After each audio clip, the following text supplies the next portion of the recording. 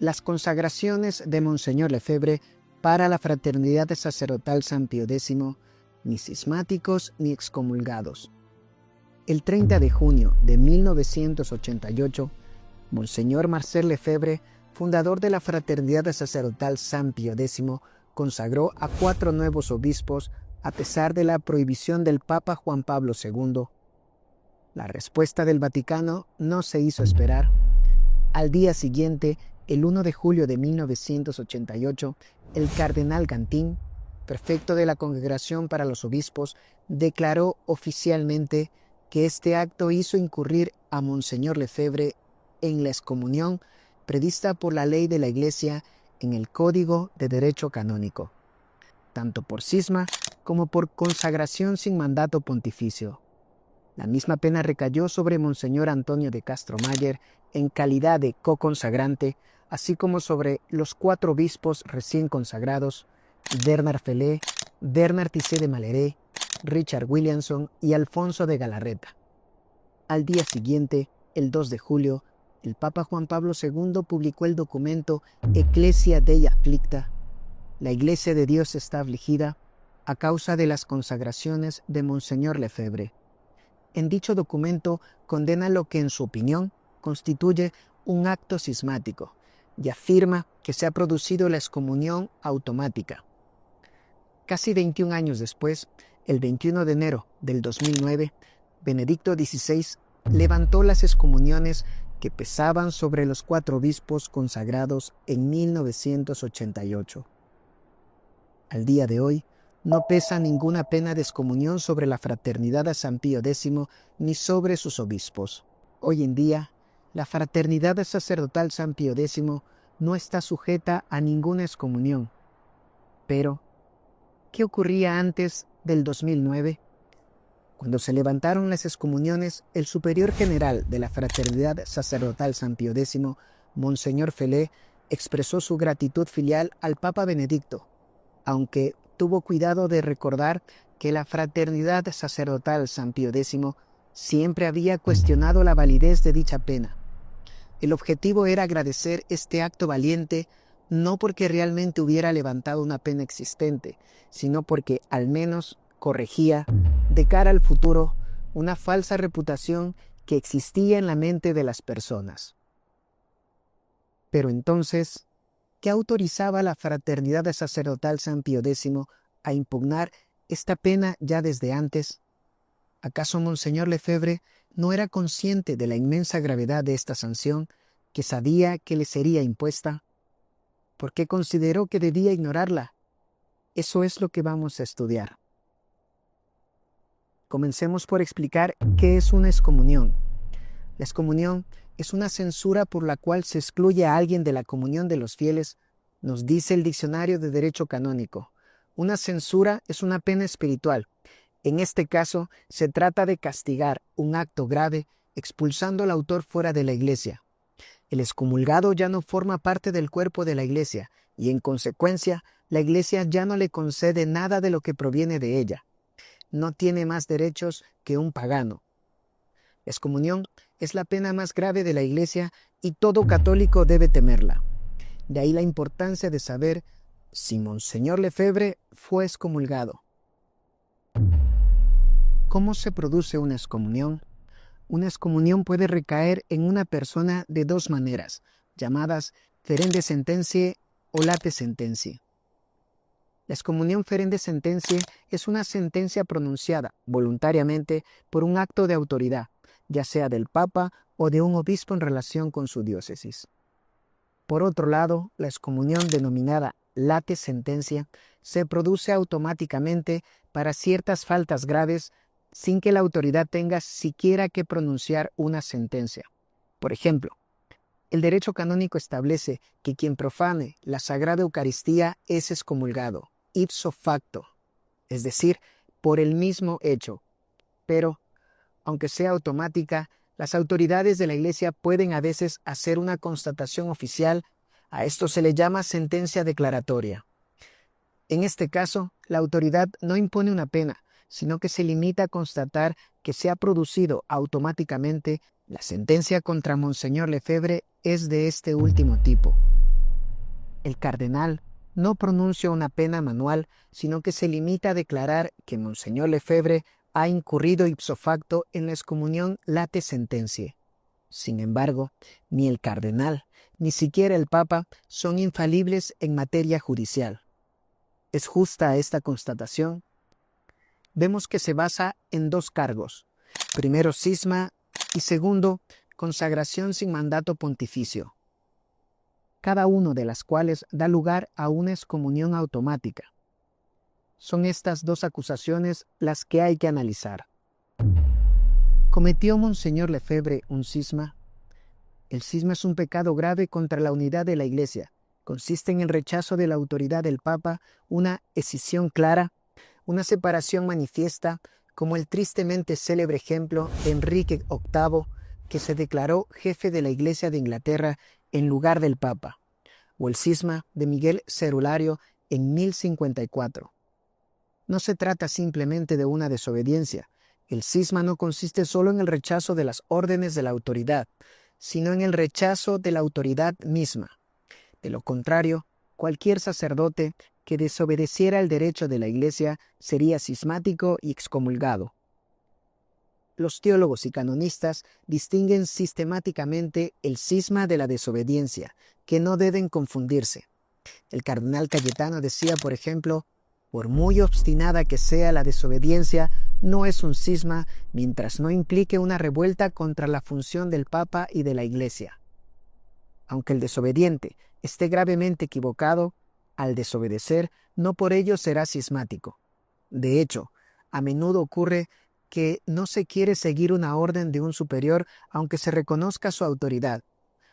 El cardenal teólogo también hace esta interesante observación. Si alguien tiene ciertas razones para considerar sospechosa a la persona del Papa y rechaza no solamente su presencia, sino también su juicio, no incurre en ninguna acusación de cisma u otro vicio por ello. La persona del Papa puede gobernar como un tirano y es tanto más fácil cuanto más poder tiene.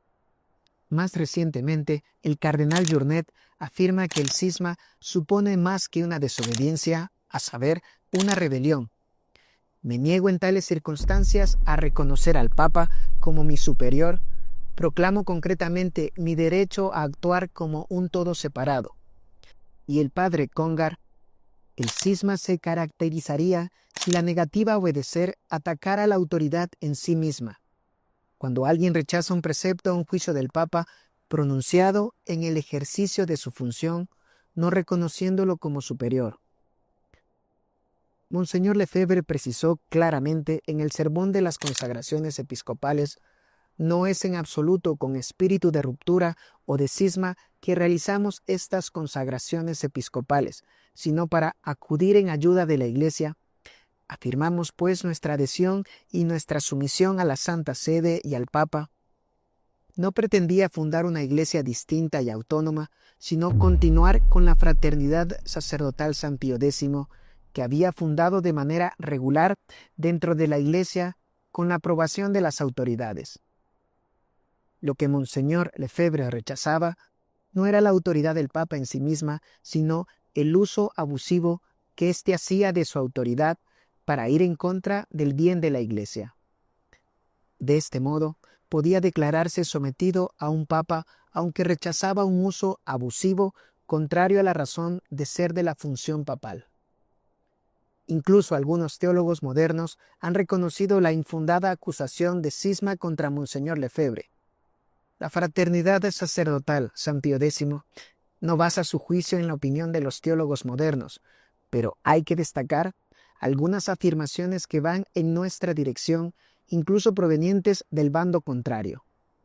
Monseñor Baldrini, por ejemplo, que era rector del Instituto Católico de París en el momento de las consagraciones en 1988, afirmó entonces: la excomunión de Monseñor Lefebvre sanciona su grave desobediencia. No implica necesariamente un cisma. El cardenal Castillo Lara, presidente de la Comisión Pontificia para la Interpretación Auténtica del Derecho Canónico, declaró a propósito de las consagraciones que el simple hecho de consagrar a un obispo no es en sí mismo un acto cismático. y podrían acumularse muchas otras citas pertinentes. La mención del cisma en el decreto de excomunión del 1 de julio fue por lo demás extraña porque la advertencia enviada por el cardenal Gantín el 17 de junio de 1988, antes de las consagraciones, solo mencionaba la excomunión por consagraciones sin mandato y no la excomunión por cisma. Finalmente, el cardenal Castrillón Hoyos, que fue presidente de la Comisión Pontificia Ecclesia Dei, declaró al menos en 5 ocasiones en entrevistas públicas que la Fraternidad Sacerdotal San Pío X no se encontraba en situación de cisma. En 2007 declaró que los obispos, sacerdotes y fieles de la Fraternidad San Pío X no son cismáticos. Por su parte, Monseñor Lefebvre devolvió la acusación de cisma contra sus acusadores en la medida en que las autoridades actuales de la Iglesia daban la espalda al pasado de la Iglesia, al legado del magisterio anterior. En la medida en que el Papa se alejara de esta tradición, se convertiría en cismático y rompería con la Iglesia. Decía, claro, en condicional. Por supuesto, puede parecer extraño hablar de un Papa cismático, ya que el cisma consiste en separarse del Papa. Sin embargo, el cardenal Cayetano, ya citado, ya había afirmado la posibilidad de un Papa cismático en la medida en que la persona del Papa se separaría del ejercicio de su función, porque hay que distinguir entre persona y función. Y el teólogo Juan de Torquemada, que no debe confundirse con el inquisidor, define el cisma como una división ilícita que solo se produce cuando uno se separa del Papa por desobediencia a órdenes que son lícitas, honestas y que dependen de su jurisdicción, porque si el pontífice romano diera órdenes malas en sí mismas, por ejemplo, contrarias a la ley divina, a la fe o contrarias a la salvación de las almas, en tales casos la desobediencia al pontífice romano no sería ilícita y por lo tanto no podría haber cisma. La excomunión por consagraciones sin mandato pontificio. Pero aún queda el problema de la consagración episcopal sin mandato. En efecto, cuando un obispo debe consagrar a otro obispo, siempre debe disponer de un mandato expedido por el Papa. Incluso está previsto leer este mandato durante el ritual de la consagración. Monseñor Lefebvre hizo leer un texto sustitutivo en su lugar, y ahí parece perfectamente claro: el derecho prevé la excomunión automática contra el obispo que consagra sin mandato, y eso es claramente lo que ocurrió. Monseñor Lefebvre no hizo ningún misterio al respecto. Sin embargo, el mismo derecho canónico prevé, sabiamente, causas eximentes para los delitos. El problema de las penas automáticas es que son automáticas y no se sabe cuándo ni a quién se aplican, y el legislador quiere evitar que se aplique una pena en circunstancias en las que la falta es excusable o atenuada. El código promulgado en 1917 ya preveía que una grave necesidad excusaba la falta, siempre que el acto no fuera intrínsecamente malo y no perjudicara a las almas. Y el código promulgado en 1983 es aún más amplio en esta cuestión. No se castiga con ninguna pena a la persona que al violar una ley o un precepto haya actuado forzada por un grave temor, incluso si solo fuera relativo, o bien movida por la necesidad, para evitar un grave inconveniente, a menos que el acto sea intrínsecamente malo o cause perjuicio a las almas. Lo que resulta extraño y criticable en este nuevo código es que esta excusa es válida incluso si el culpable solo creía subjetivamente que era necesario. Y el derecho prevé, además, que, aunque el acto fuera intrínsecamente malo o perjudicial para las almas, la pena debería reducirse. Y en este caso no se aplicarían las penas automáticas late sententia, sino que se decidiría una pena atenuada, algo que evidentemente nunca se hizo en el caso de Monseñor Lefebvre. Y se podría añadir que en caso de duda sobre si aplica o no una pena, un principio general del derecho de la Iglesia establece que siempre se debe optar por la solución más favorable para el acusado. Monseñor Lefebvre manifestó precisamente que realizaba estas consagraciones impulsado por la necesidad, una necesidad muy real, objetiva y para la salvación de las almas. Por eso habló de la operación supervivencia de la tradición para que los fieles católicos pudieran seguir beneficiándose de los sacramentos tradicionales y de una enseñanza tradicional no adulterada. Esto implica tener sacerdotes tradicionales, lo que a su vez implica tener obispos tradicionales, los únicos capaces de ordenar sacerdotes. ¿La consagración sin mandato es contraria al derecho divino? Queda una cuestión más complicada en la intersección de los dos problemas anteriores del cisma y la consagración sin mandato. ¿No es la consagración de un obispo sin mandato del Papa un acto cismático en sí mismo o contrario al derecho divino, lo que sería intrínsecamente malo? Un acto intrínsecamente malo es un acto que nada puede excusar, que es malo pase lo que pase, independientemente de las circunstancias, sin que se pueda invocar nunca ninguna necesidad que lo justifique. Y la consagración de un obispo sin mandato parecería usurpar una prerrogativa que pertenece solo al Papa por derecho divino, el poder de nombrar obispos. Hagamos una observación que da una primera respuesta a este argumento. El código promulgado en 1917 prevé la excomunión automática por el delito de cisma, pero el mismo código prevé únicamente la pena de suspensión automática en caso de consagración sin mandato. La suspensión es una censura inferior a la excomunión. Por lo tanto, o bien el código de 1917 es incoherente, ya que impondría una pena menor por un acto que requeriría la excomunión, o bien el derecho tradicional de la Iglesia considera que la consagración sin mandato no es en sí mismo un acto cismático. Y es evidente que el código de 1917 no es incoherente y que hay que optar por la segunda solución. De hecho, fue el Papa Pío XII quien agravó la pena por consagración sin mandato mediante el decreto del 9 de abril de 1951. Se pasó de la suspensión a la excomunión. La razón fue que el régimen comunista chino intentaba crear una iglesia puramente cismática, lo que culminó en 1958 con la consagración de obispos nombrados por la Asociación Patriótica de Católicos Chinos, que es un órgano del Partido Comunista, todo ello con un claro espíritu cismático. Monseñor Lefebvre hace alusión a esto en el Sermón de las Consagraciones. Es necesario que comprendan bien que no queremos por nada del mundo que esta ceremonia sea un cisma. No somos cismáticos. Si se pronunció la excomunión contra los obispos de China que se han separado de Roma y se han sometido al gobierno chino, se comprende muy bien por qué el Papa Pío XII los excomulgó.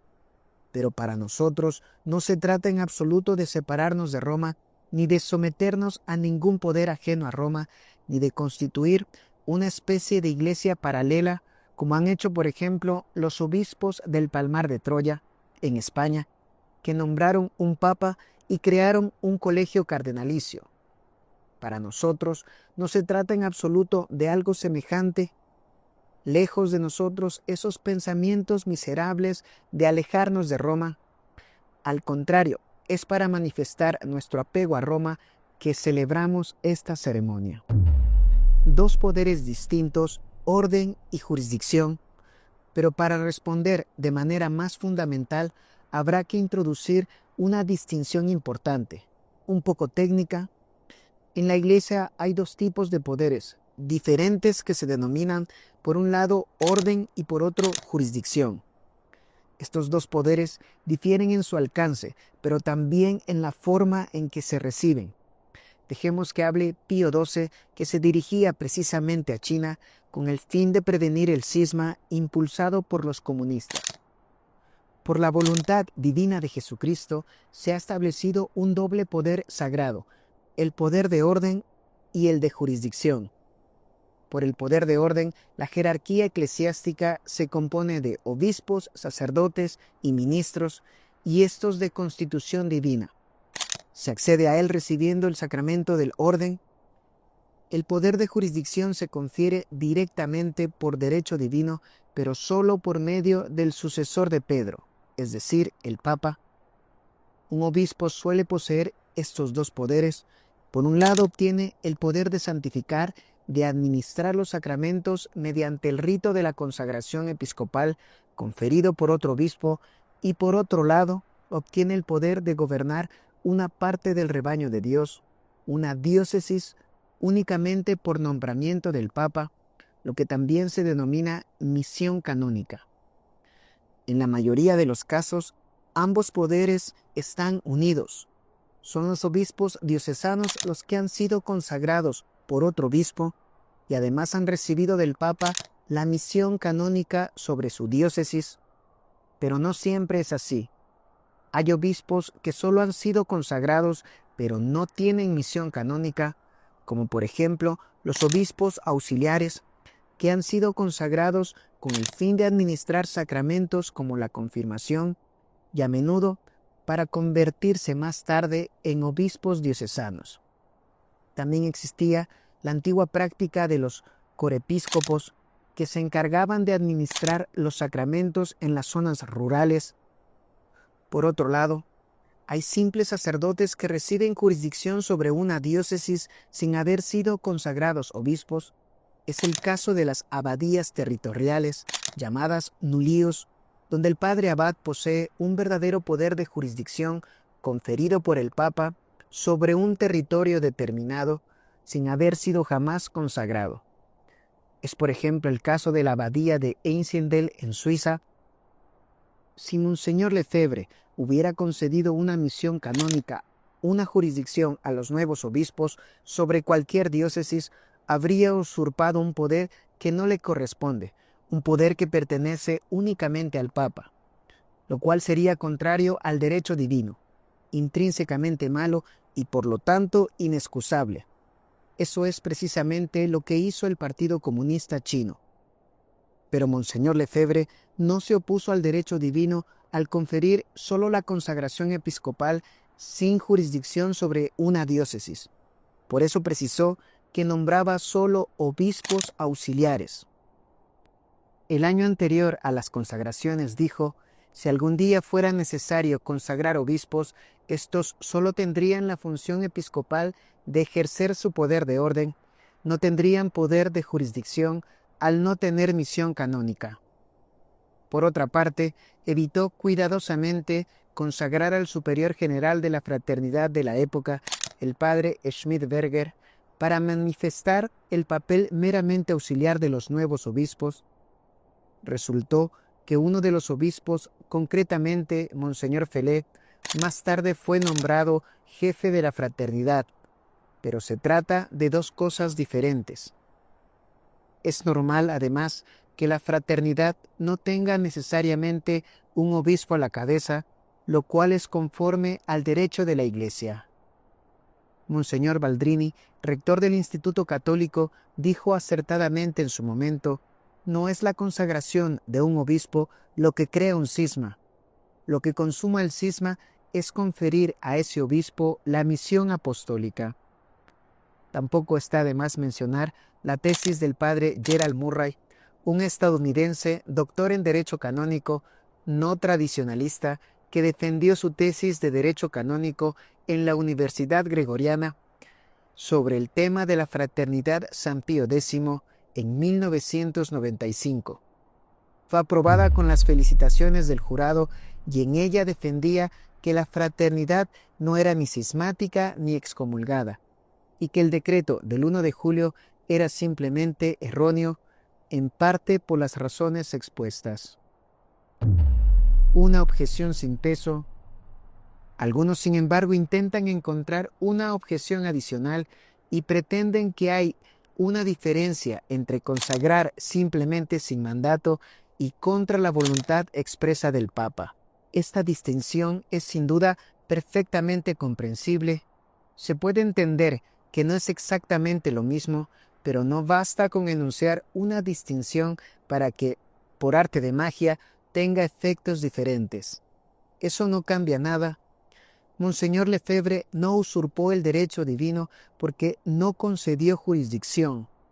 Por otra parte, no se puede tratar aquí todas las objeciones como el protocolo de acuerdo que se inició entre Monseñor Lefebvre y el cardenal Ratzinger, que podría ser objeto de otro video. Fundamento teológico. Hasta ahora se ha argumentado en gran parte desde el punto de vista jurídico y pueden quedar zonas obscuras en este ámbito. Aunque se admita la invalidez de la excomunión, sigue siendo cierto que la desobediencia es un pecado. ¿No es así? Entonces, ¿se puede ignorar la ley? ¿Desobedecer al Papa así sin más? En realidad, el fondo del problema está por encima de la ley. Es teológico. La ley es una aplicación de principios teológicos.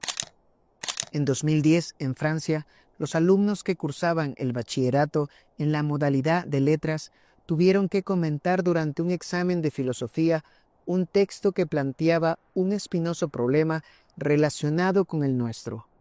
El texto estaba extraído de la Suma Teológica de Santo Tomás de Aquino. El doctor de la Iglesia señala que la ley establece, en particular, que los depósitos deben devolverse, porque es lo justo, al menos en términos generales. Se trata aquí de devolver un objeto o una suma de dinero depositada en un banco de la época, pero Santo Tomás señala que esta misma ley, que en general es justa, puede resultar perjudicial en casos particulares. Por ejemplo, si un loco ha depositado una espada y la reclama durante una crisis, o si alguien reclama una suma de dinero para luchar contra su patria. Santo Tomás de Aquino afirma entonces, en estos y otros casos similares, sería un mal seguir la ley establecida. Lo bueno es, ignorando la letra de la ley, obedecer las exigencias de la justicia y del bien público. En otras palabras, es desobedeciendo esta ley como realmente se cumple la justicia. En principio, la ley tiene un objetivo, una finalidad, que es la justicia. Pero debido a su carácter general, puede ocurrir que no cumpla con esa finalidad en un caso particular que la ley no preveía. Podemos extendernos durante horas disertando sobre esto, aunque sería interesante. Santo Tomás habla de hecho de una virtud llamada epiqueia, que toma de Aristóteles. Es un concepto de sentido común que ha encontrado su lugar en todos los manuales de teología moral y de derecho católico. Evidentemente, se puede abusar en gran medida de este concepto, que puede ser peligroso para una mente mal formada que se eximiría demasiado fácilmente de la ley, creyendo cumplir una falsa justicia, pero no por ello se puede negar. El diccionario de teología católica dice, en la epiqueia es la conciencia individual la que reclama contra el texto, la que pretende seguir siendo libre a pesar del texto. Considera que la ley no se aplica en tal caso particular, que el legislador no habría querido que se aplicara en tales circunstancias excepcionales si las hubiera previsto. Su principio es indiscutible y no lo combatiría más que aquellos que tienen la superstición de la legalidad. Entonces, ¿estamos hablando de libertad de conciencia? ¿No se opuso precisamente Monseñor Lefebvre a la libertad de conciencia? ¿No era una de sus principales batallas? Evidentemente, algunas mentes poco formadas se han lanzado sobre esta aparente contradicción, diciendo que Monseñor Lefebvre predicaba una libertad de conciencia que por otra parte combatía. Pero la contradicción solo aparece para quien no sabe distinguir entre conciencia recta y conciencia errónea. Pero ese es otro amplio tema que no podemos tratar aquí. De hecho, el problema fundamental es la crisis de la Iglesia, es decir, esa situación en la que incluso las más altas autoridades de la Iglesia favorecen la destrucción de la fe católica. Precisemos que no se trata de imputar esta culpa a la Iglesia, que es santa, sino a esas autoridades que no están necesariamente a la altura de su misión. Si no hubiera crisis en la Iglesia, entonces Monseñor Lefebvre estaría equivocado y aunque no hubiera sido excomulgado, su actitud seguiría siendo motivo de pecado grave y habría que obedecer sin más. Por el contrario, si realmente existe una crisis grave, hasta el punto de que incluso las más altas autoridades de la Iglesia utilizan la estructura de la Iglesia para servir a un fin ajeno y contrario a su esencia, entonces la actitud de Monseñor Lefebvre está justificada. Y Monseñor Lefebvre no lanzaba golpes al aire contra problemas inexistentes, reaccionaba ante hechos concretos dentro de la Iglesia que no dejan de destruirla desde dentro, desde el Concilio Vaticano II. Ese es el fondo del problema. Por otra parte, vemos que quienes se oponen a la posición de la Fraternidad de San Pío X intentan establecer una cuadratura del círculo imposible, tratando de excusar el cambio radical, inexcusable, que ha transformado la Iglesia de arriba a abajo desde el Concilio Vaticano II. Esto requiere el desarrollo de muchos otros temas para poner de relieve esta profunda crisis.